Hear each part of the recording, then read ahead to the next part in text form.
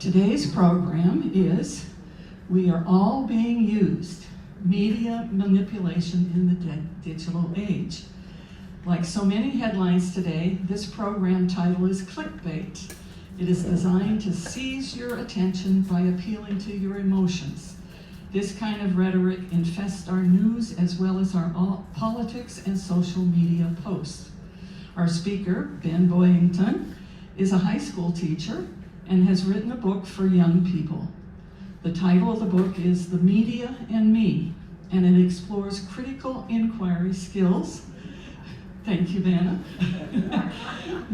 Explores critical inquiry skills to help young people form a multidimensional comprehension of what they read and watch. When I read in the paper that he'd made a presentation to young people at the Rockingham Library in Bellows Falls, I thought the topic was a good one for us. I asked Ben if he could do a program for an adult audience, sharing these basic tools to help us understand how the media tries to manipulate our thinking. He agreed and felt it was important enough to be excused from his day job to come speak to us. Please welcome Ben Boyington.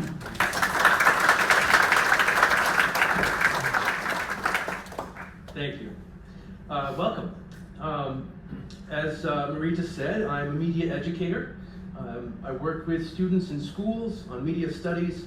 I train teachers so that they can bring media literacy skills to their students.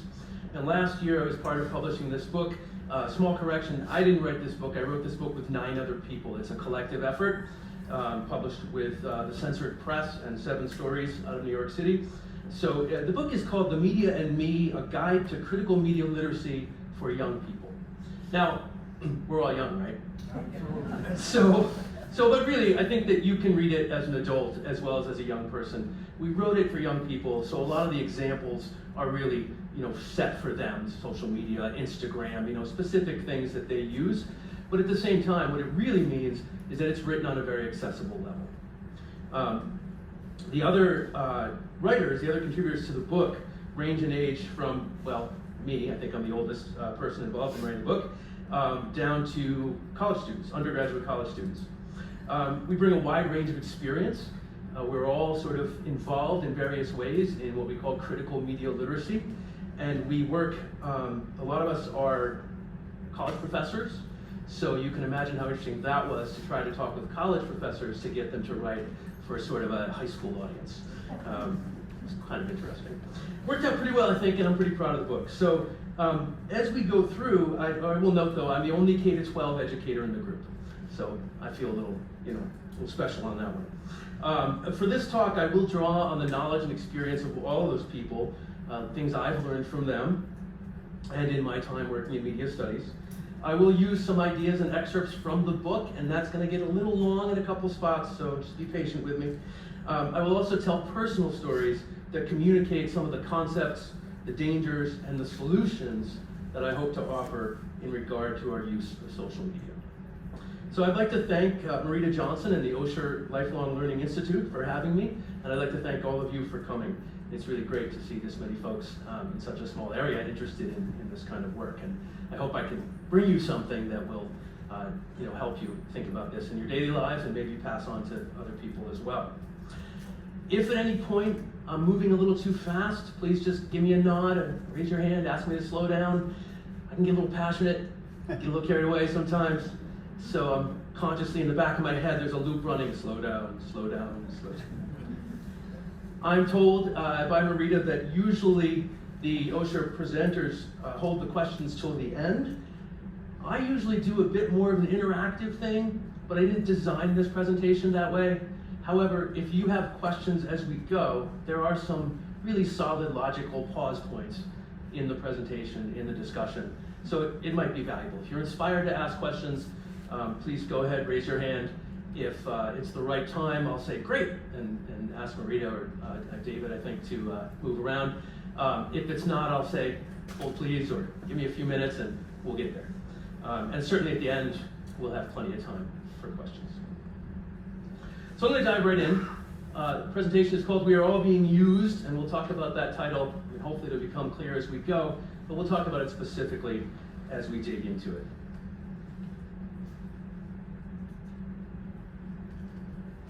It's rather long. Have you ever seen something like this on social media? Hey, cancer's terrible. Share if you care. Right, there's this whole thing, and there's some questionable language in there maybe, but it's describing in some graphic detail, you can probably read it yourself, but I'm not going to read it to you. But it's describing in some graphic detail how horrible cancer is, and then it asks a favor. Change your status to caring about cancer. Right? I despise cancer. I'm going to make a bet that out of my family and friends, less than 7 will take the time to put this on their page. Cancer sucks. Who are my 7? Sometimes you see a message like this and it's share if you care, or I know my friends won't share this and I'll know who my true friends are when they share whatever this message is. I mean, who wouldn't, right? Don't we all think cancer sucks? I mean, I do, right? So who wouldn't share this? Well, I don't do reshares. But we applaud this, right? We think this is a lovely message. It's really important. We approve. I don't think we'd ever meet anyone who thinks we shouldn't fight cancer. No, let's just let those people suffer. We're not going to do that, right? And we see these all the time on social media. Cancer and other diseases, natural disasters, save the animals. You've all seen the poor puppies, right? You've all seen the dog. I watched this one the other day, this video of a dog who'd been hit by a car, and it's this heartbreaking short video. I should have brought it up. This heartbreaking short video of this dog, and they rescued him, and they found him in Mexico. I don't know, they were on vacation. They brought him into the United States, and the whole thing ends with the people who found him work at a Mercedes-Benz dealership.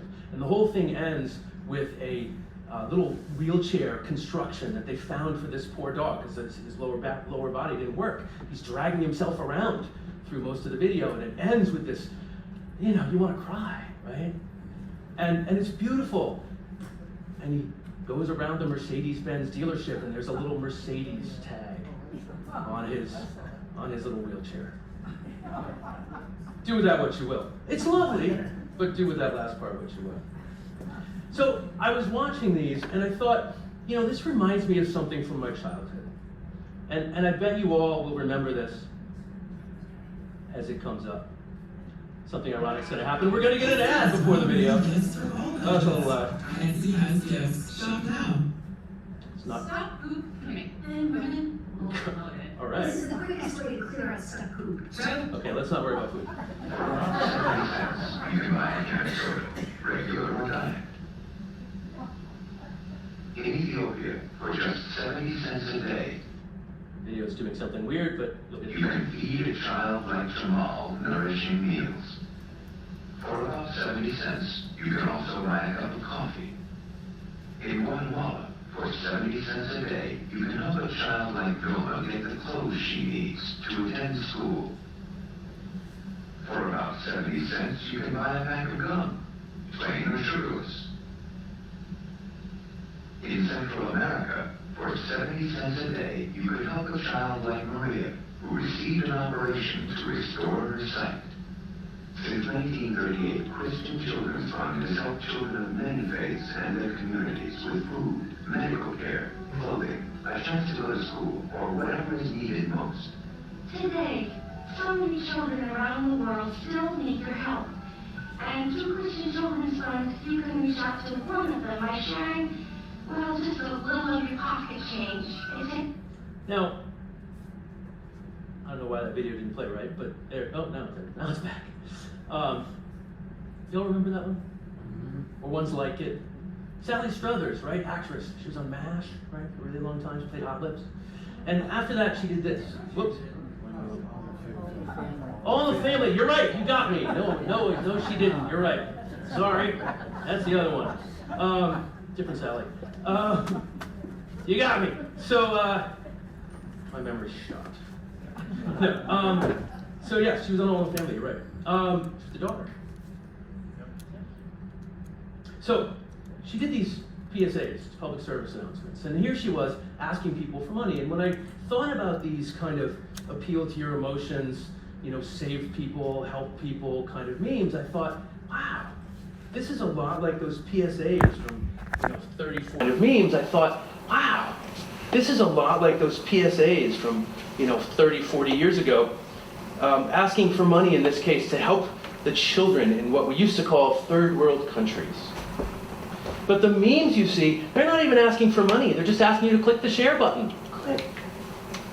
That's really easy, right? But think about this.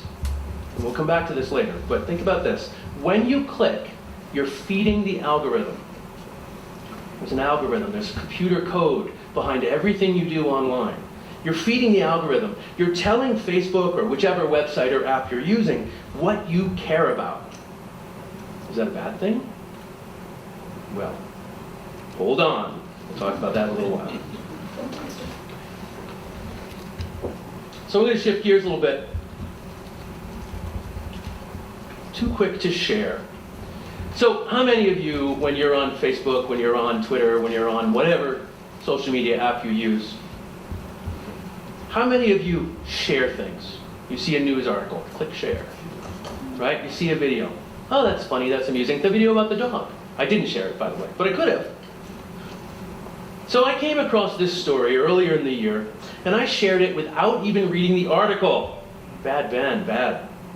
Why did I do that? It's pure clickbait. Now, I don't know if you know anything about this. Well, we'll come to that in a minute. Sorry. So what's clickbait? Have you ever heard that term before?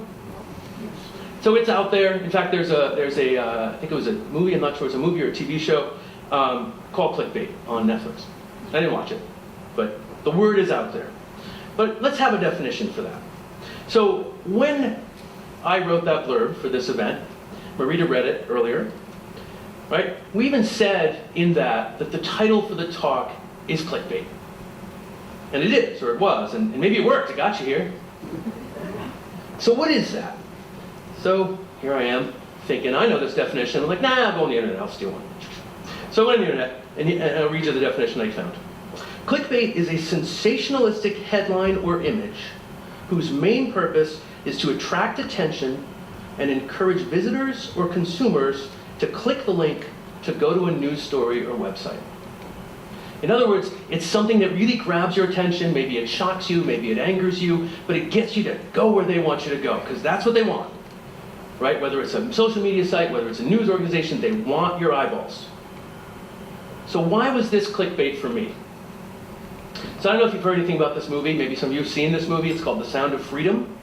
I had heard about it before this. It's a fiction film starring an actor named Jim Caviezel. I'm not sure I'm pronouncing his name right, but you know. It's about a federal agent who leaves his job and travels to the jungles of Colombia in order to save a child victim of human trafficking. Well, isn't that lovely? Right? Here's this guy. I'm going to go quit my job and I'm going to go help people. Well, you know, human trafficking is a real thing, and to put it mildly, it's absolutely horrifying and terrible. This movie has been fairly popular. It did pretty well. But it's also been criticized for lack of reality and for dangerous encouraging of individual efforts to save children from this terrible practice. Law enforcement was not very approving of this movie. Right? Organizations that actually do this work were not very approving of this movie. It's a movie, right? So it's a little over the top, and you know, it's going to be guilty of some things that fiction movies are guilty of. I had read some of the criticisms of the movie, including its alleged support of QAnon conspiracies, echoed by its star, Jim Caviezel. Jim Caviezel is a QAnon supporter. I don't know how much you know about QAnon. I'm not going to get too deeply into that. But in my opinion, the people who support this conspiracy theory are responsible for some pretty dangerous things going on in our world today. One of the ideas that QAnon puts forward is the idea that there is a global elite involved in human trafficking around the world. Rich people are buying and selling children, probably as sex slaves. Let's just say I have not found the evidence compelling in my reading about QAnon. So when I saw the article, the irony, the maybe poetic justice captured me. Sound of Freedom funder Fabian Marta arrested for child kidnapping. Right? This guy who gave money to help make this movie is guilty of the very thing that the movie is supposedly, you know, trying to say is terrible. My bias took over. I shared the article because my instinctive mind said, hey, this is kind of ironic, and maybe it points to something seriously problematic about this movie. Here's the thing. Was the article what I thought it was? Heck no. Far from it, in fact. As I said, I got caught. The headline, if you look closely now, says funder. I somehow read it as producer. So let me show you something. I'm not going to play the video, I'm going to just show you the article, because it's right at the beginning. So here's the thing. I didn't read the article. And then somebody busted me on my Facebook feed, and I said, oops, let me go read that. So, right at the top of the article, I didn't even have to read the whole thing, and it's very short anyway. Fabian Marta, one of thousands of patrons of the crowd-funded anti-child trafficking film Sound of Freedom, was arrested and charged with accessory to child kidnapping. I'm embarrassed. I read it as producer, like he was the big money behind the film. But the movie was crowdfunded. So if you don't know that term, crowdfunding means tons of people give money to this thing. Kickstarter, you've probably heard of, that's a crowdfunding organization. Right? So this movie was made not only through the usual channels, but through appeals to regular people, you and me, who care about this thing. Maybe do a bunch of QAnon supporters, I don't know. But he was one of thousands of people who gave money. Do you think the outlet knew that they'd catch people like me? I think so. Why else would they publish it? He was a nobody. Literally says one of thousands. But I was lazy, and my bias captured me. The headline is clickbait anyway. Child kidnapping! Combine it with the movie name, which people are already key to. I was. Other people are key to it in different ways. And it's sensationalistic, attention-grabbing. It appeals to prurient interest. But the thing is, this was not really a big deal at all. He was one of thousands of people. And if you group any thousands of people, and you start looking at what they actually do, there's probably going to be some bad people in that group. Just, law of averages. Why was it even news? But they caught me, and I am a media citizen. Okay, so I should explain that term. I'm going to turn to the book for the first time.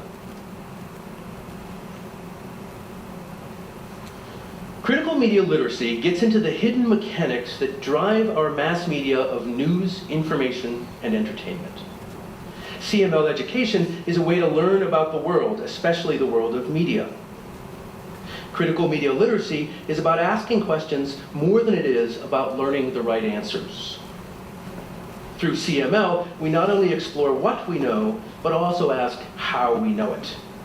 We explore what we like, what we believe, and why. Now I'll get to the media citizen part. Double whammy, I gave you a definition there. What we want in this book is to provide you with some ways to be a critically media literate citizen rather than merely a consumer of media. We're all consumers, right? In my classes, I used to teach an arc, right? I used to try to bring students from consumer to critic to advocate or even activist, right? To get people to go from just taking it in to doing something with their new knowledge of the media. A critically media literate citizen is a person who accesses, analyzes, evaluates, creates, and acts with media to empower themselves and others. Access, analyze, evaluate, create, and act to empower using media. That term, critically media literate citizen, is an important one, but it's also a mouthful. From here on, we'll simply say media citizen. So I'm a media citizen, right? This is the work I do. And yet, I got caught. It can happen to us too, right? We can be expert in something and still fall prey to the thing that we think we're expert in. Gotta be careful with that. I fell for it because of bias, emotional appeal, and my own desire to do a gotcha on people that I think need to be got. That's another thing I fall prey to, right? That's bad behavior. I want to own those people. This is all in the context of social media. So, time to dig into that one. Let's talk for a minute about social media and what it is. Are social media sites or social media apps, are they service providers? Do they exist in order to provide us with something wonderful? No. Well, maybe they do. I mean, they do. But I don't think that's the design. What they really want, these apps that we use all the time, is our attention. Why? Attention is money. We now live in what Tim Wu and other scholars call the attention economy. I'm going to dig into that a little bit later. I'm going to give you a definition, talk about it. But before we get deeper into that, let me ask you something. How many of you use social media daily? That's pretty low. Wait, keep your hands up for a second. I'm going to do a quick count. 4, 5, 6, 7, 8, 9, 10, 11, 12, 13, 14, 15, 16, 20, about 40%. Okay. Well, all right. So maybe you're sitting there thinking, I don't use social media every day. Let's try it again. How many of you use social media weekly? Like maybe once a week you go on some kind of social media. Count the week, count the daily in that. Let's get the total number. So my mom's in the audience. She's like, yeah, maybe once a week. Okay, so that's a slightly higher number. Wait, let me count. 1, 2, 3, 7, 8, 9, 12, 14, 16, 19, 20, 24, 28. Okay, so now we went from about 40% using it every day to something like 56, 58% using it once a week. That's a pretty high number, right? Especially, pardon me, given the demographics of the group. Okay, so that's a pretty good number. So we're going to say somewhere between 40 and 58% of this group use social media weekly, daily, or somewhere in between. Let me give you a little more specific. How many of you use Facebook as your social media app? So we got, let's see, something like 45%. All right. How about Twitter or X? There's two of us use Twitter, all right! So Facebook is the most common one for us old people, right? That's the thing, right? My mom's not on Twitter, that's okay. And actually a whole lot fewer people on Twitter because Elon Musk, we won't talk about him. But I used to, so I put my hand up. I used to go on daily. I don't go on daily anymore. I'm probably on Twitter weekly at this point. And I use Twitter in a very specific way. When I was using Twitter, or X, you see both logos are there now. When I was using it all the time, it was Twitter, so I'm just going to say Twitter. When I was using Twitter, I went on with a very specific purpose. I'm an educator. So I went on and I curated my feed. I chose who to follow and what to follow based on my interest in education. That was it. I didn't look at politics on Twitter. I did, well, once in a while it would come my way. But I didn't, post about politics on Twitter. Now, over here on Facebook, which, is private, it's fully me. You get all of me. You get my terrible sense of humor, you get pictures of my kids and my dog and my cats and my wife, and you get me talking about whatever random things moved me that day. No. Over on Twitter, education only. And that was really, really valuable. That's how I learned, that's how I learned to a lot of things. I grew a lot from using Twitter. But I don't use the silly name X anymore. You had a question? Yeah, I'd like to know how many have gotten off of Facebook. Anybody hear me? How many of you have gotten off of Facebook? Some people no longer using Facebook. That's a great question, actually. What's happening with social media, right, is that there is an arc. There's an excitement, and then it grows and grows and grows, and then there's maybe a plateau, and then maybe some people leave. Now Twitter, right, a lot of people left. Because Elon Musk made some decisions that people were, let's just say, not thrilled with.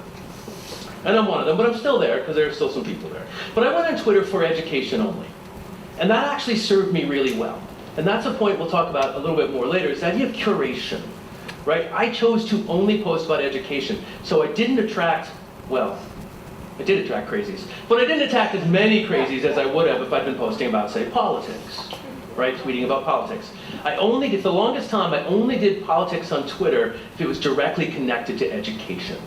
There was something about the Common Core state standards, or there was a new law. When the Florida Don't Say Gay law, it's not really the name of it, Parental Rights Act of whatever, came around, I posted about that. But it was always tied to education. And so I don't know how much time you've spent. Twitter is an open site. Twitter, by default, is public. Anybody can see your posts.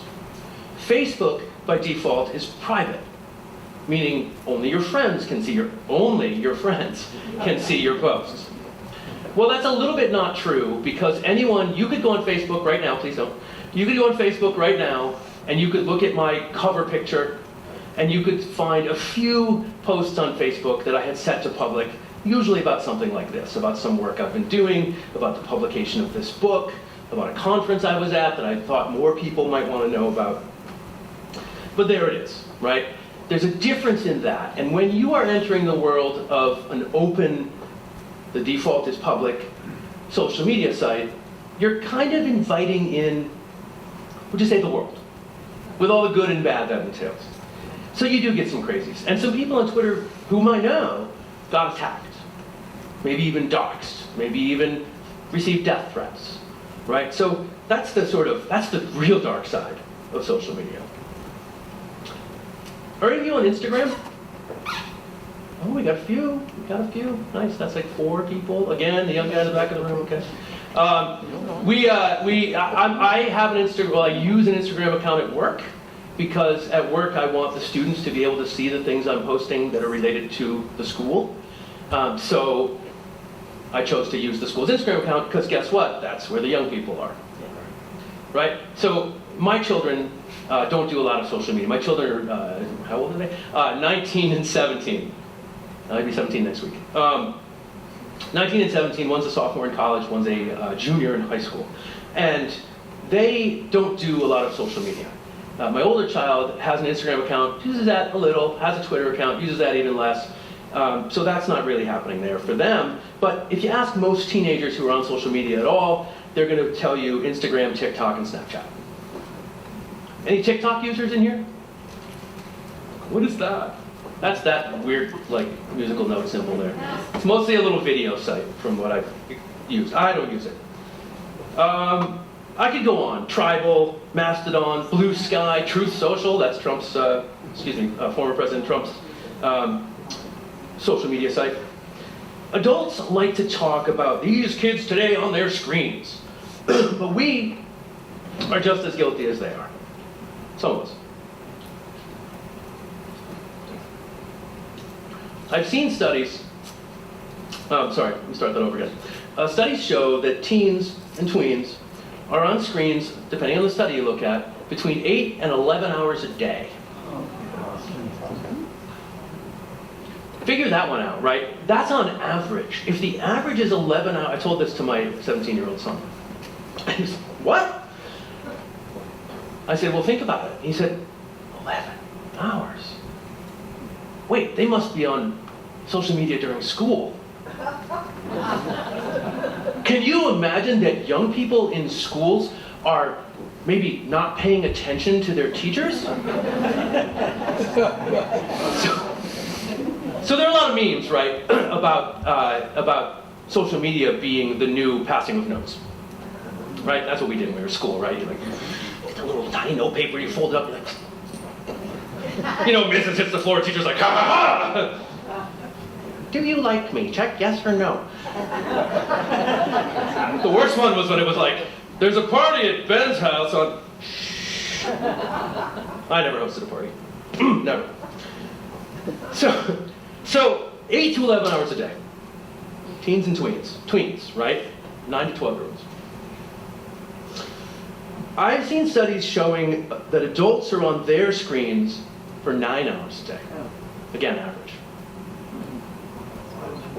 9 hours. That would not be possible without this.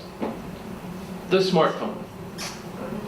When people want to argue about technology and the dangers and the damage it's done, I submit to you, and I use this all the time, I submit to you that this is actually the worse thing than this or even those.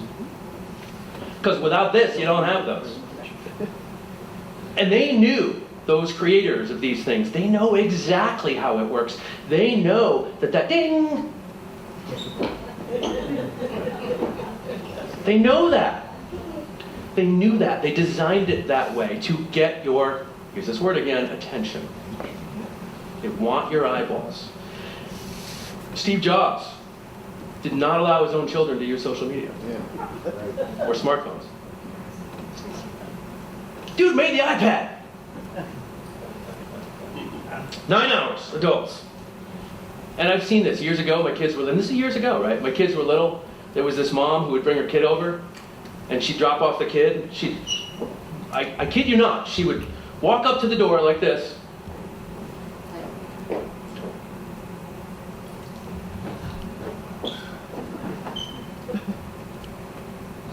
Okay, again, the creators of this, it's addictive.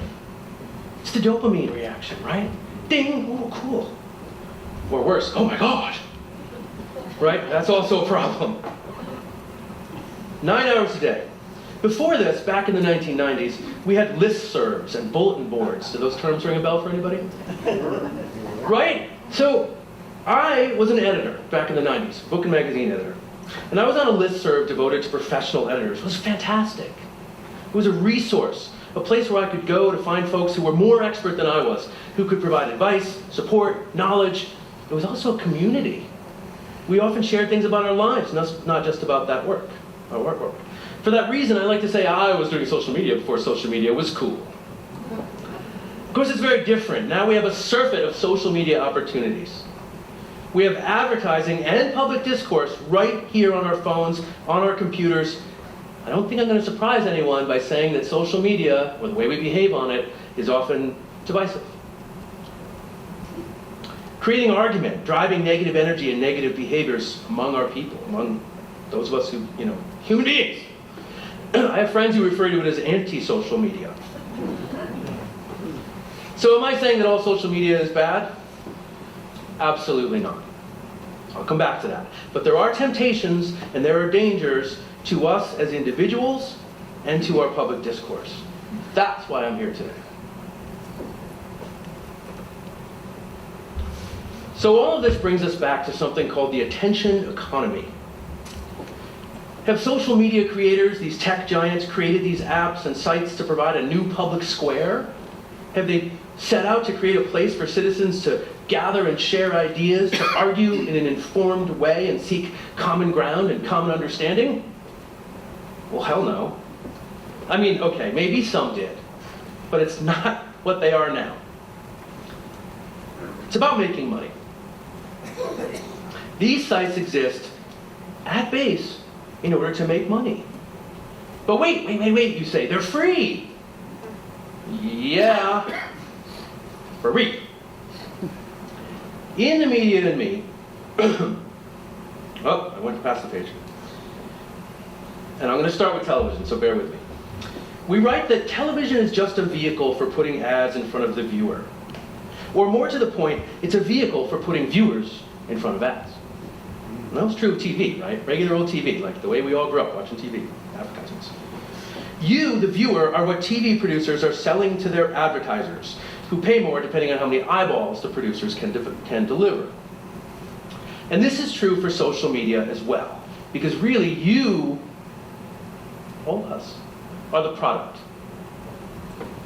Producers and creators make content or an experience that keeps you on the screen.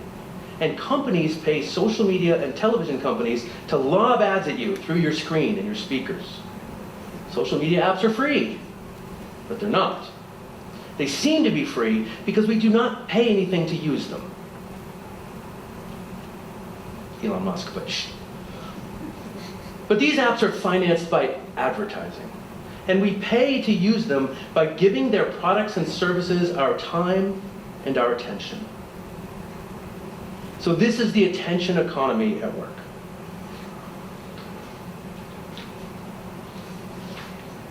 In a consumer culture, it can be difficult for an advertiser to promote their product, service, or brand when every other advertiser is also competing for your attention. This results in the creation of an attention economy, which develops when businesses, especially media and technology companies, compete for the attention of consumers. Social media plays a key role here. Users' attention is sold to advertising companies, which means your attention is the product that companies such as Google and Facebook are selling for billions of dollars to other businesses that have products to push. Isn't that insidious? We think we're engaging with our friends. We think we're learning things. Ad. Buy. It's how they work. I love this cover. I just found this randomly online. Spend your money while you live. That's funny, right? I have no idea what that book is. It says, or I expect to be a long time dead. And I like this other image, which unfortunately is a little blurry, but it's like here are the people yelling at each other. That's social media.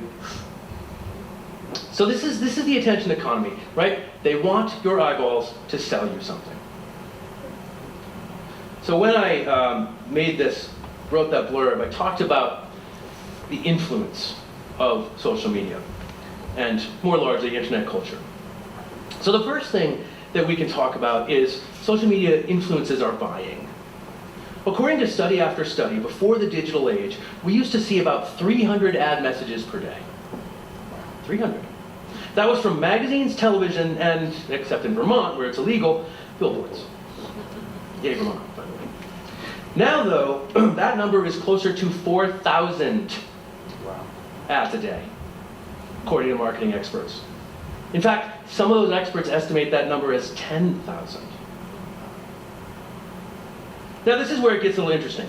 We're not consciously taking these in. Right? You're not stopping and looking at 10,000 or even 4,000 or even 1,000 ads every day. You're not. I mean, who has time for that? You spend a lot more hours on your phone. But we're taking them in, right? We're absorbing them. We don't have to think about ads like this in order to be affected. Don't we learn all the time just by absorption? Isn't that life? Think about how our children learned when they were small. They got lessons by hearing us talk. They got lessons by watching us interact with other people and whatever we were doing. Never mind television. We hope these lessons were positive, but the point is they happened without conscious thought. We learned without thinking about it. Now bear with me, I have a little bit of a digression, but I hope it illustrates the point about absorption of lessons and ideas about society and about ourselves, or people like us. Several years ago, I was teaching a media studies course online for a college in central Connecticut. I said I was a K-12 educator. I've done a little bit of college work. Don't have a PhD, though, just to make that clear. We watched a movie called Mickey Mouse Monopoly, a sort of expose on Disney movies. Highly recommended, by the way. There were a few examples that just didn't sit right with students. These young people had grown up watching Disney movies, and they loved these flicks. They loved them. Right? And here was this documentary, and here was me, the evil, terrible teacher, telling them that their movies were bad for them. That's not really, that's oversimplifying, but that's how they took it. Now think about it. That would be true for a lot of us. Right? Think about it. Someone asks you to watch a documentary about a favorite show of yours when you were a kid. Maybe Sky King or Lassie. Maybe the Andy Griffith Show or Bonanza. I'm going through TV history here. Maybe, for me, Happy Days or Little House on the Prairie. Somebody asks you to watch this, and in the documentary, you're told that your show that you loved when you were 6, 8, 9, 10 years old had negative messages. It was bad for you. It gave you bad ideas about society. Or about people not like you, usually. You would doubt, you would be upset by this assertion, right? Well, that's what happened. They got really mad at me. In Mickey Mouse Monopoly, the filmmakers point out problematic messages in some well-loved Disney movies from the 80s and 90s. There's a movie called Oliver and Company. Some of you may have seen it with your children or your grandchildren, whatever you got. It's a retelling of Charles Dickens's Oliver Twist. Very loose retelling. Oliver and the gang of thieves, led by Fagin, are dogs. One of the dogs, Tito, is a Chihuahua, voiced by Cheech Marin of Cheech and Chong fame. He's pretty clearly a Latino dog. I mean, he's a Chihuahua. Cheech Marin uses, as he does, a stereotypical Latino voice. And at one point, Tito steals a car so that he and Oliver can, I don't know, go somewhere they need to go. You with me? Yeah, a Latino stealing a car. In a movie for kids. You can see how some might interpret that as stereotypically negative.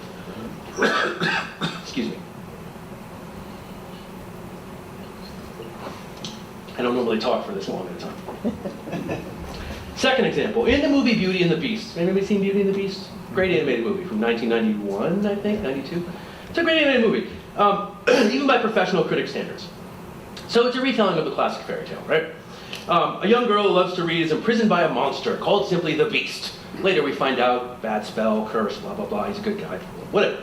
But before you get there, as you know, probably, he imprisons Belle in his castle. Kidnaps her, basically. And the Beast is given to very controlling behaviors. He's angry all the time. Right? When she doesn't do what he wants, for instance, he forces her to eat a simple meal in her room rather than allowing her to join him for a fancy repast in the fancy dining room. In some critical readings of this movie, this is emotional abuse. Do what I want or you can't enjoy this thing. Right? Bad behavior. Those critics who put forward that idea, they argue that it teaches young people some pretty dangerous lessons. For instance, that it's okay, it's normal for men to control women, to force them to do what they want. Okay, I'm not going to tell you that that's the only thing movie's about. I'm not going to tell you that that's the only way to read those behaviors. I'm telling you that that is a thing that some people have interpreted. And I get that interpretation. I'm not going to say it's the one. But I think I can see why people interpret that and have that feeling. But the students were so very, very angry with me. It's like I violated their childhood. I remember one of them said, and here's where we get back to the absorbing without thinking about it. One of them said to me in an online discussion forum, "This is ridiculous, they're just kids," she said. "The audience is tiny children. They're not thinking about these lessons." Okay, think about that again. They're not thinking about these lessons, the student says, therefore they can't have those lessons enter their heads.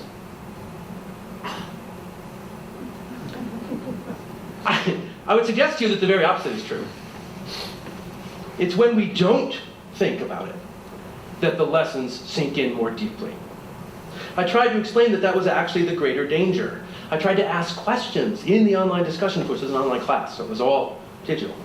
2016, very different digital programs.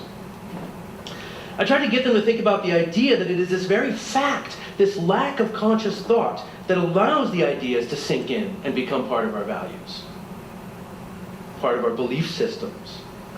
But if we think about these messages that are being thrown at us from whatever media, we get to combat them.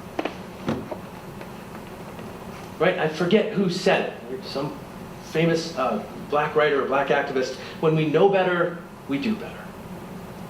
When we know better, we do better. So if we know someone's sending an image, a message, a concept that is communicating some terrible racist or sexist or homophobic or transphobic or, anti-whatever thing, know that's what's happening, we can go, come on, that's not right.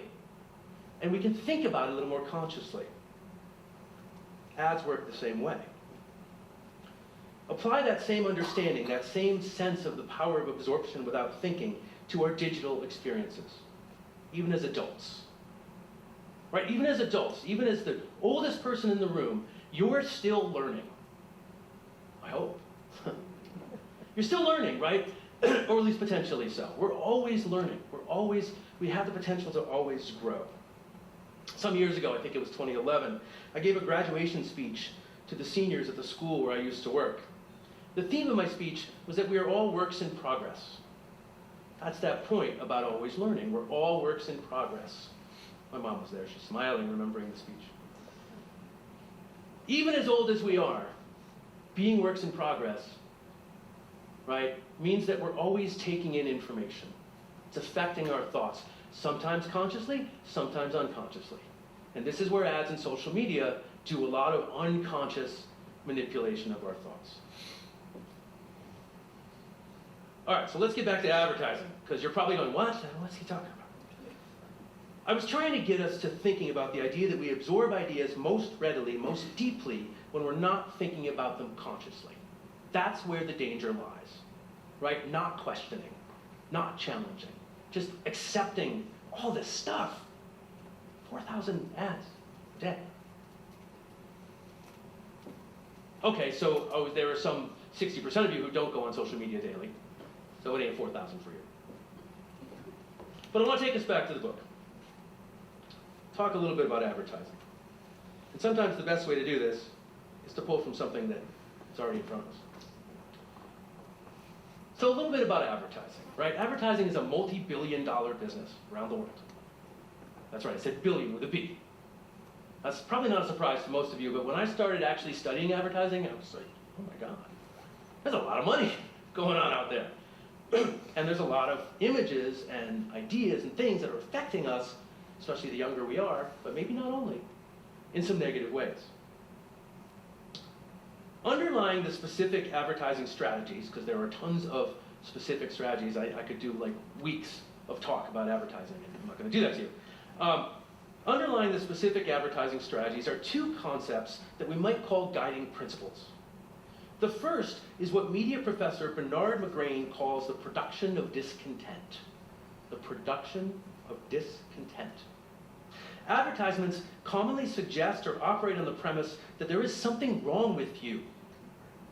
Some flaw that can be solved only by your buying and using the product they're advertising. Right, so when I was a kid, I remember high school, acne medicines were a big deal. I got a zit, I'm ugly. No one likes me, I'm gonna go eat worms. So they would try to convince you of how terrible you were to buy this thing. The second principle, after production of discontent, is emotional transfer. This is when advertisers foster feelings in audiences through the advertisement's plot or imagery, and then transfer that emotion to the product or brand. Right? These are ads that have little scenes, little narratives. They're not telling you the specs of the product. They're making you feel something. You see this in car advertisements all the time. The freedom of the open road concept, right? Somebody's just driving down the road, high speed, wind blowing in their hair, music pumping, and you see just a long road going to nowhere. And it's beautiful and exciting because you can escape the rat race. Emotional transfer. They get you to feel something, generally, and then they attach that feeling to the product.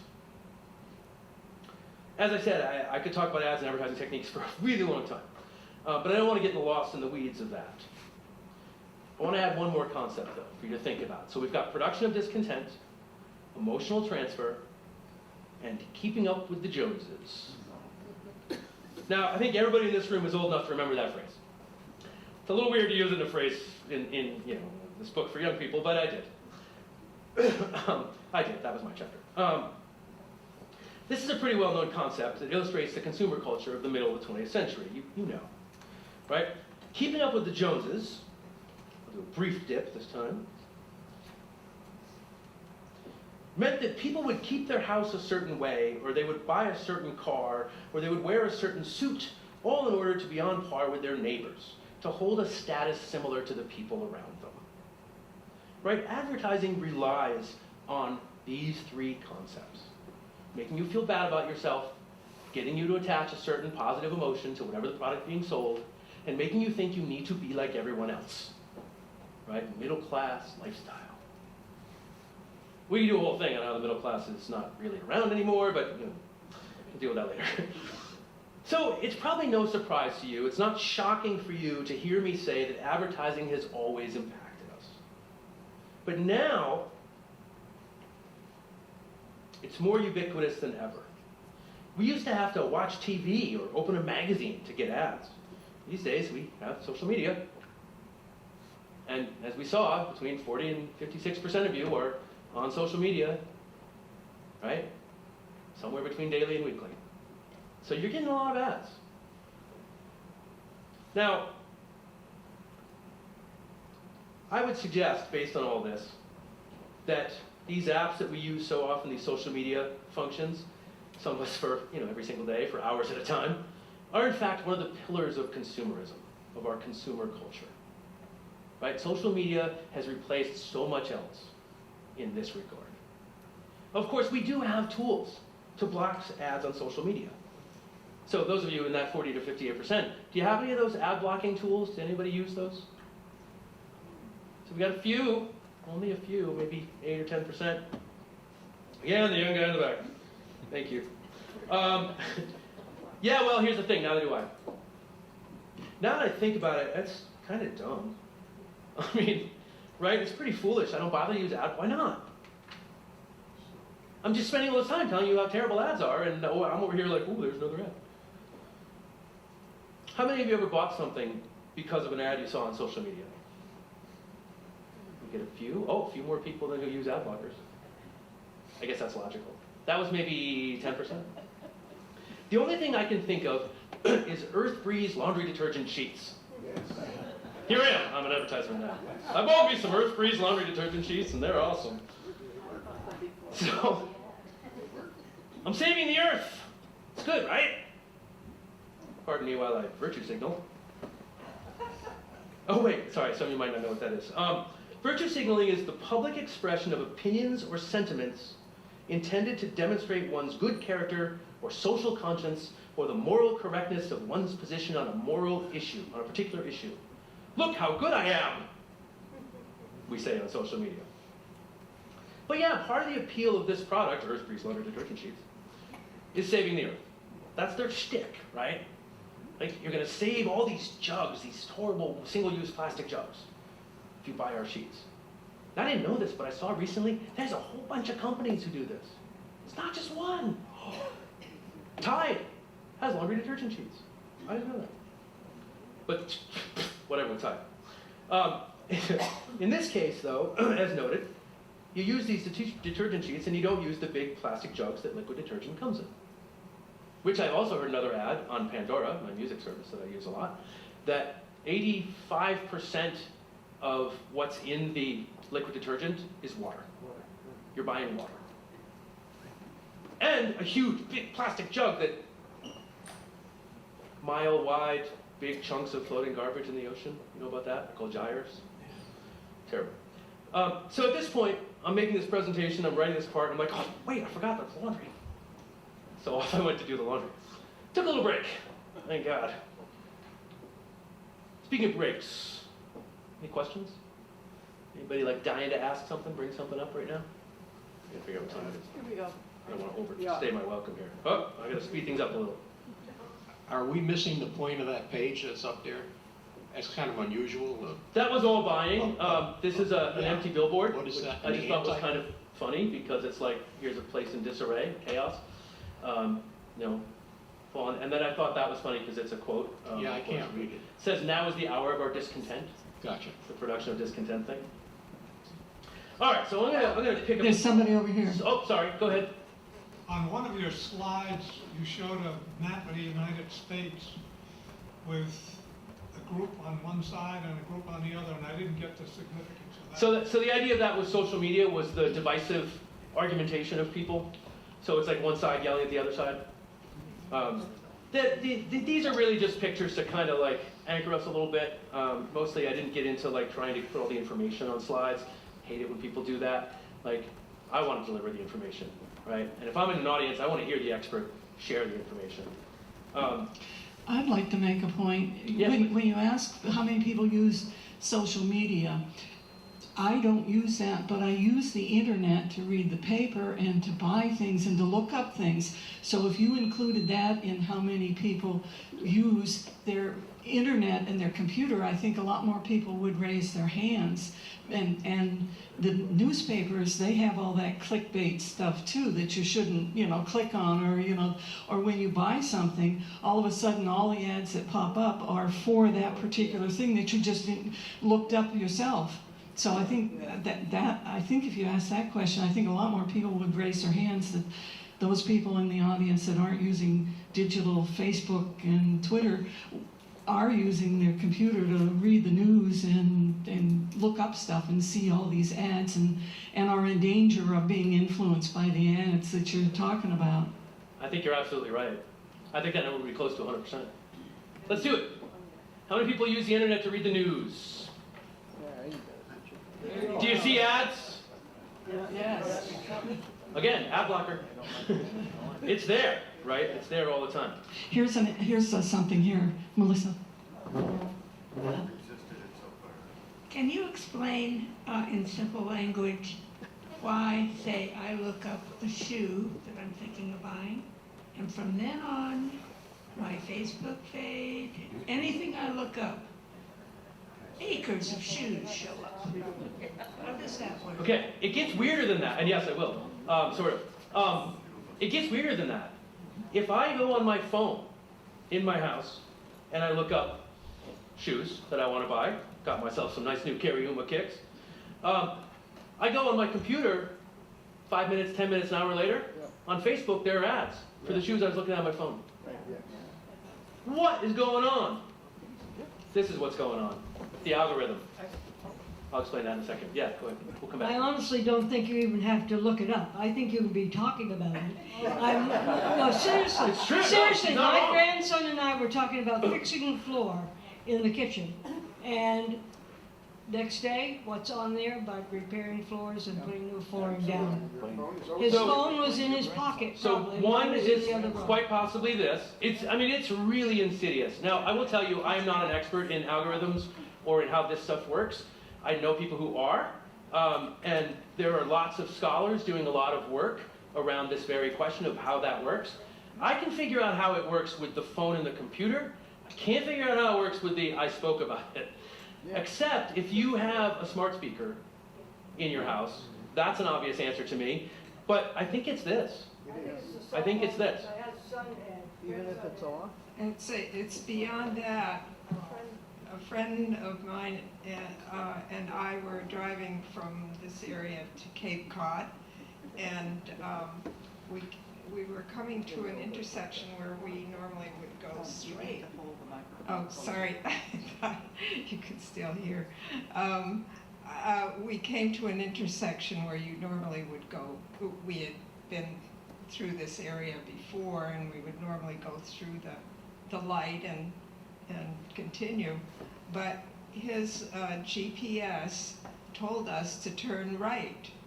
So we thought, well, there must be an accident down the road or something. So we followed the directions, and we came out at a gas station that I had used when I had gone down there before once, but it was just coincidence that it was the same one. It was probably the closest one, but we did have to go a ways to get there. We had just been talking about gas stations. Not that we needed gas, but something about gas stations, and his phone picked it up, apparently. And I think that's absolutely valid. I think that there's so much going on. There's different, if you look up kinds of marketing, just go to Google, type it in, or go to Bing, or whatever search engine you want to use, you're going to get explanations of targeted marketing, zone marketing, I forget all the examples, but it's basically this idea that your phone is in contact with various things, and it knows. If you walk down the street in, say, New York City, you can get an ad all of a sudden for, like, the nearest McDonald's is 1 block away, aren't you hungry? I'm just walking down the street. I'm not hungry. Well, actually, in direct comment on this thing about driving down the road and getting notices, if you allow it to do it, and I allow Google to track where I go because it's going to do it anyway, it gives me a monthly report on everywhere I've been, everywhere, to the door, and I get a map, and I have a history. I can go back and see my whole history since 2016 of where exactly I've been. Except it didn't work in Europe, but it sure worked here. So that could be the coincidence that they're noting. It's just sort of pointing out places you've been. I don't know, but it's not to be trusted. I worked in marketing and I worked in advertising, among a million other things, and I will be burning in hell. So on that note. So next time I do this, we should do it together. I'm trying not to burn in hell. This is my goal. That's why I'm here. Trying to spread a little good, although it's been pretty dark so far. So let me do a quick thing on algorithms, and then I want to try to move a little more quickly through the rest. I'm not seeing anyone else with the burning question. So I want to honor the time. I think I'm allowed till about 3:30. So let's not go crazy, but we'll see what we can do. So earlier I was talking about clicking on things, sharing things, and the idea that when we do that, we tell the social media platform what we care about. The way that they learn that is through something called algorithms. So I'm not going to read the whole thing, but let me just give you a quick definition or set of understanding. So there are algorithms behind everything we do online, whether it's phones, social media, looking at news, etc. At its most basic sense, an algorithm is a designed process or set of rules. Computer programmers use coding to provide these algorithms with instruction for analyzing data.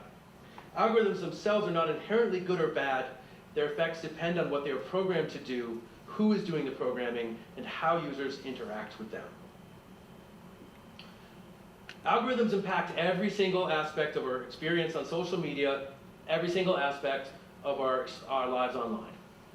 Right? There's all this coding happening behind the scenes. right? Whether or not it's hearing me, whether or not, but even just, let's assume that leave that part aside. Every time you go online, there's an algorithm tracking what you're doing. And again, there are people doing really interesting work in researching algorithms and starting to kind of fight back against this idea. But here's the thing. Because algorithms are created by human beings, usually in service to the idea and goal of making money, they're very seldom neutral in their effect and in what they bring us as online consumers and information seekers. Pretty dark. So I want to try to move a little more quickly through the rest of this. I'm having a lot of fun up here. I hope you're getting something out of it, but I do want to get to the positive part at the end. Second thing we get influences our politics. There are lots and lots of examples here. I'll share one without actually sharing all the videos and stuff that I had for it. But if you might have heard of this guy, you know, President of the United States currently. And you might have heard that the Republicans in the House of Representatives are leading an impeachment inquiry into Joe Biden having allegedly helped his son Hunter make these amazing multi-million-dollar deals with foreign companies, various places around the world, including in Ukraine. The inquiry is supposed to see if he should be impeached, if they should have an official impeachment inquiry. One of the pieces of evidence that they presented was this, which is a text from Joe Biden's brother to Hunter Biden. And in this piece, he basically says, I can work with your father. We need several months of his help for this to work. There's no context. We don't know what it is for this. We don't know what this, for this to work. We don't know what that is. So this was put up in the impeachment inquiry by the Republicans as, look, it's proof. The this is him making deals with these very big foreign companies. When Biden was vice president under Obama, he was corrupt. I don't know where you stand on that. It doesn't matter. Because the point is, there's no context. It's just a floating text. It could be about anything. So 2 things happened in my life that made me come up with this. First, a partisan Democrat, a friend of mine, posted an article from a news source called townhall.com with the same evidence, this evidence right here. My friend said it was facially concerning. He's a lawyer, this is the way he talks. He said it looked like a potential nail in the coffin, that's my interpretation. He was convinced that Joe Biden is guilty of corruption. He has a lot of reasons to believe that, but there's this. Representative Alexandria Ocasio-Cortez, who's a sort of firebrand, young, 34, I think, Democratic congressman from New York State. During the inquiry, she asserted that this evidence was fabricated, did not show the whole story. I saw these 2 assertions, I was like, what's going on? I'm not satisfied. So I investigated. The very first story that came up in a simple Google search was from the New York Post. Now, if you know this, but the New York Post is a right-wing tabloid newspaper. They love to bash Biden and the Democrats. That's what they do. So it's kind of interesting. Don't try to read this. In this article, we see a complete summary of the same text. So this part is what we saw before. This part makes it clear that the context, right, we need his help for this to work, is the fact that Hunter can't pay his alimony to his wife, his ex-wife. This is in the Post. It literally took me like a 10-second search and maybe 40 seconds to read the piece. So I'm not saying this exonerates Hunter Biden and Joe Biden being corrupt. I have no idea, right? But I am saying that the evidence that was put forward and that was shared on social media and presented in news outlets was wrong. It was incomplete. It was taken out of context. In advertising, we call this card stacking. Taking quotes information out of context to sell a product, or in this case, to sell a story. I want to say lie, but I don't know. So here's the thing. We need to think for ourselves. We shouldn't let memes, news outlets, or even, yes, our very trusted friends, do our thinking for us. We have to question what we see online. It's a lot of work. I don't mean dismiss it, because that's fake news, it's all garbage. Ah! No, there's a lot of BS out there, but there's a lot of good stuff out there. We need to question, not dismiss. We need to question and investigate. The only time you'll ever hear me quote Ronald Reagan, trust but verify. We need to doubt, because doubting and investigating is skepticism. Dismissing outright is cynicism. Cynicism kills a conversation, it ends it. Skepticism opens a conversation. That's one I feel pretty strongly about. Brief discussion about news, really quickly. We talked about news sharing on social media. I think this can be pretty dangerous. I shared some personal instances of what happens when we share without thinking. Starting around 2016, we heard this fake news concept. And most often these days, we hear someone use that to apply it to some news outlet or some story that's critical of the person using the phrase fake news. I'm working really hard not to name names. Right? That source is treating you unfairly, it's fake news. So they don't say that, but that's where it's coming from. Well, that's absurd. Right? I mean, yes, it might be true, but it's absurd to say it all the time. We've been talking about fake news for 40 or 50 years. This organization I work with was involved in this book called Project Censored. It's a great organization out of California. It does that. It's a news watchdog and media literacy organization. So news, some definitions, right?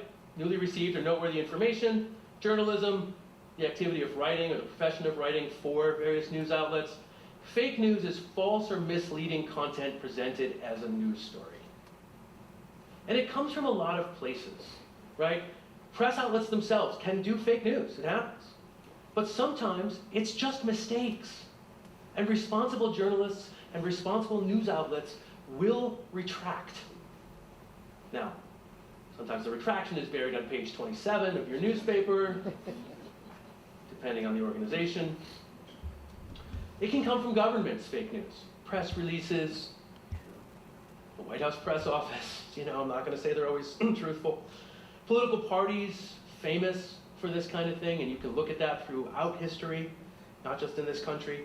But then we get stuff like fake news coming from satire sites or satirical news entertainers, Jon Stewart, Trevor Noah, John Oliver, you know, these guys. The Onion, say, please, if you ever see an Onion headline, it's a joke, people. It's a joke. Okay. Usually poking fun, and it's a fairly left-wing outfit. If you like right-wing stuff that does the same thing, there's an organization called the Babylon Bee, which does kind of right-wing poking fun. It's the Onion, but for right-wing people. Sometimes still funny. Sorry, revealing my bias. And then there's self-interested actors, meaning people who want to create some trouble or get some kind of situation out there. So this is why we have to be careful with what we share. Another reason, I should say, of why we have to be careful with what we share. Because all of these organizations can be guilty of this. And you might think, hey, I'm a Democrat. That Democrat news release from the White House is really great. I'm just going to share that. Well, you might look at it and be like, wait a minute. Is that true? Conversely, you might look at something from some right-wing, some Republican news release and go, oh, that's all lies. Maybe it's not. Vet your sources. If you doubt something, figure out why you doubt it. Investigate it. Don't just dismiss it because it comes from someone you think is full of it. Fox News, they're terrible. No, they do some good work sometimes, sorry. They have some decent reporters. They do. New York Times, oh, they've been guilty of some pretty bad reporting at times. They have. Might be the premier newspaper record in the country, but, you know, they make mistakes or, you know, bad things happen. All right, so I want to talk a little bit then about this idea of we influence our buying, we influence our politics, and the perhaps most dangerous thing I'm really interested in, is influence our sense of self. Social media influences our sense of self. So I had 4 points I'm going to share. I'm going to boil it down really quickly. So, yep, advertising, check, got that one. Okay. Do you guys know the concept of influencers? These people on social media who are like, I'm famous for being famous, or I'm an expert in blah, blah, blah. This stuff can be really dangerous, right? You might follow pundits or movie stars, home decorating experts, health gurus. These are all influencers. And I could list a whole bunch of different examples, and I did, but we don't have time. So, there's a lot of stuff going on with influencers, but here's the thing I want you to think about. There might be great advice, there might be true values from these people. In fact, I think there often are. But they are advertisers. Someone's paying them to put these ads out there, to put these messages out there. Now, it might be that they have advertisers who just support them to do their work, which is, you know, value neutral to some degree, I don't know, we can talk about that for days. But there are also, some of these people are really just corporate shills. They're really just selling a product. They're spokespeople for various brands. There's nothing wrong with making money doing something you love and know a lot about, but use that critical eye. Not just because of the ads, but the content. Are they really influencers, these influencers, are they really expert in what they claim? There's a line maybe between information and entertainment, which takes us back to news. But we need to vet our influencers, just like we vet our news. Right? We need to not take someone's information at face value. Is that person really an expert? You don't need to take me at face value either. Am I really an expert? I know a little. But you can question me. In fact, I always tell my students, challenge me. I'm not the authority, I'm an authority in the classroom. So, influencers, there's a lot of stuff interesting going on with influencers. I'll show you a funny picture. So, here's an image on TikTok. Look, she's at the beach and in the water somewhere. Isn't it lovely? She's living this life that we could all live. It's very exciting.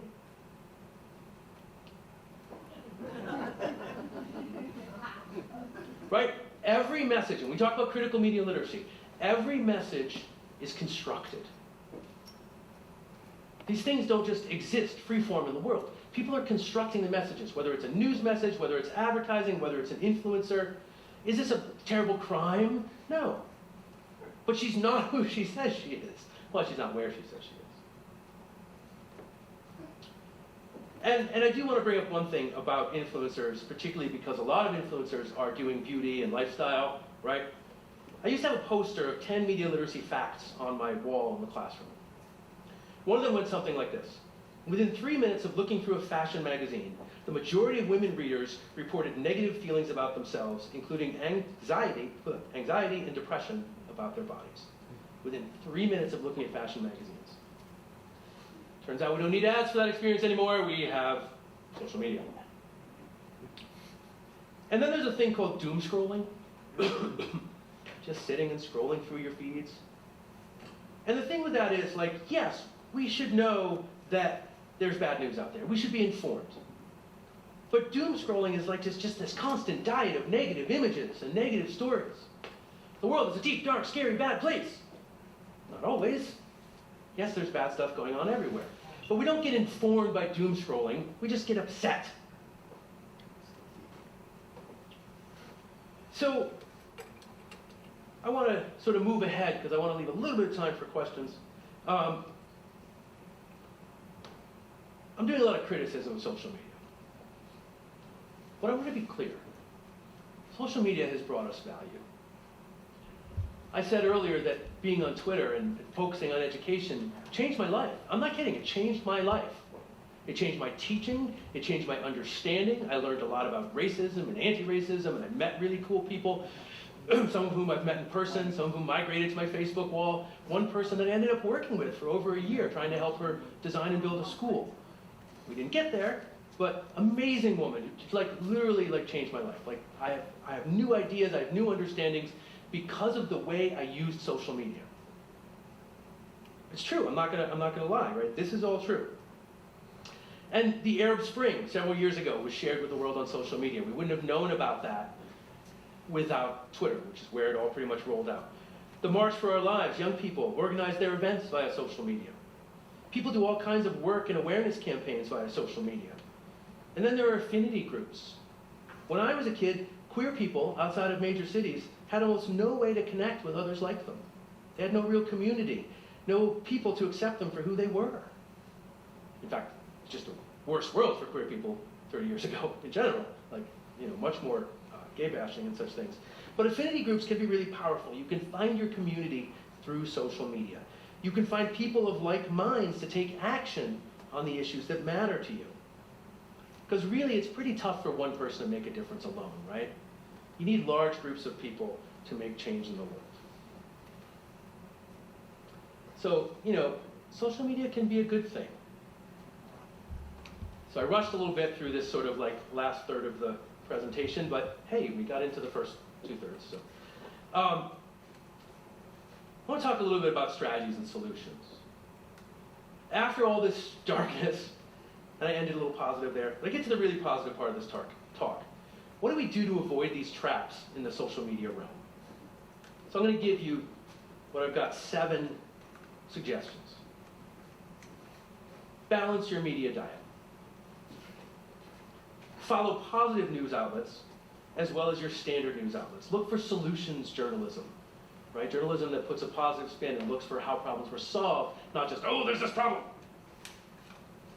Seek independent news sources, outlets free of corporate funding, because profit drives the so-called mainstream media.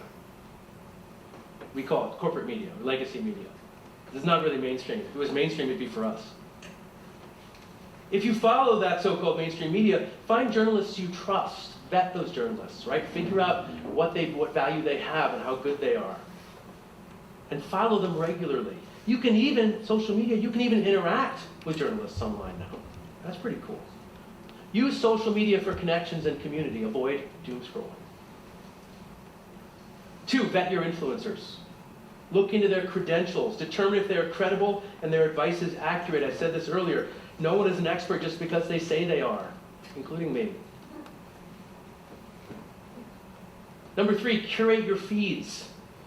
Sort of a combination strategy. Do 1 and 2, but think about focusing your interests and who you follow, like my Twitter example about it being about education. That saved me from a lot of negative stuff and doom scrolling. We can easily get too overwhelmed with too much to follow, so make some choices. Number 4, slow down. We don't give ourselves room to reflect, to think about it. We feel like, again, it's because of the way these things are set up. We gotta be online all the time. We gotta be, oh, quick, let me read this other story. Let me read this other story. Let me look at this other. Take a break. Think about what you just read. Go look up some details about it. Turn to your spouse or child or partner. Talk to them about it. Slow down. Number 5, think and vet before sharing, like I did not. Here's the thing, if a posted news piece, a shared video about current events, or a supposedly informational meme makes you angry, you can make a pretty good bet that it was meant to do just that. Again, they want your attention. And those bad actors, those fake news purveyors, they want it too, not just the social media sites, not just the advertisers. If you're going to share a post, write about what you found out and why you're sharing it. Which ties me to the read and comment. Number 6. I shared that Sound of Freedom article, I was wrong. But barring that, I came up with this thought several months ago, a year or 2 ago, I guess. Instead of sharing blankly with no context or information or opinion, which we do all the time, right? We see an article, so share. It just shows up. There's no text, there's no intro text. I don't have a comment on it, I'm just sharing a thing. Well, if it's just a joke, okay, it's obvious. But if it's a news piece, why not give a summary of what you saw in the article? Why not share your personal individual takeaway? I read this piece and I thought blah, blah, blah. Why not ask the people who follow you a leading question to invite their engagement? Right? Do something with that information. Get other people to think about it and maybe join you in a conversation, rather than just... 7, and this one's hard for some of us, consider engaging in occasional media fasts. Give yourself breaks from social media. Take time out to read, play games, ride a bike, take off your shoes and walk in the grass. Really, it's quite healing, actually. I started gardening 4 years ago. Oh my God, I love playing in the dirt. It's so calming, even when things go wrong. And I've gardened barefoot, so my feet are dirty from May to October. But the point is this, social media should not be just about fun and should certainly not be about owning the other side. It should be about connecting. Make it about connecting. Make it about social public discourse. Thank you.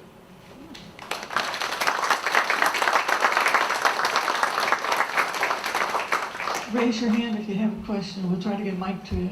Oop.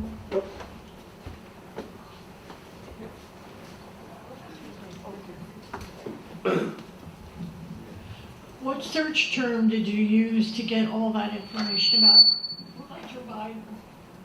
About So what? quickly. About which? Hunter Biden? It took me a little while actually, but the first one was because it was the town hall site and I knew that. I said townhall.com, Hunter Biden, GOP evidence. And then the second one, I just started playing with different search terms. That was a little bit harder to find, but it was, what did I use for that one? I think I used like full story, text evidence, Michael Biden, no, Frank Biden, sorry, it's Frank. Text evidence, Frank Biden, impeachment inquiry. The thing about search terms is there's so many different ways to get there. I just fudge around until I find one. Sorry, I have a better answer. Do you have a suggestion for something that we could say to some of our friends who do not vet their influences and they just say stupid facts that they, I mean, is there something quick, a little quip we can say to them? We should look them in the eye and say, why are you so stupid? No, I'm kidding. Yeah. In fact, what studies have shown us in the last few years, I've been reading, it's probably the same study every time, but I've been reading about this idea that we don't win people over with facts. Right? Presenting counterfactual evidence to what they're saying, it doesn't work. Because people have this thing called confirmation bias. Right? And the Overton window, and there's all this other stuff. But basically it comes down to like, you're going to believe what you want to believe. You're going to believe what you're given if it feeds the assumptions you already have about a certain thing. So what I read recently was that what they found was the better way to do it was to, and this sounds weird because I said this was kind of tricky and sneaky before, but the better way was to appeal to emotion. Right? So my son, my daughter, is transgender. Still have a hard time with that apparently. Love her to death. And one of my relatives wants to vote for Trump. And I want to say to that person, do you love your niece? Do you love your niece? Do you love my child? Because if you do, well, just think about it. And I think that's part of the answer, is to say to people, angry Uncle Frank's at the dinner table.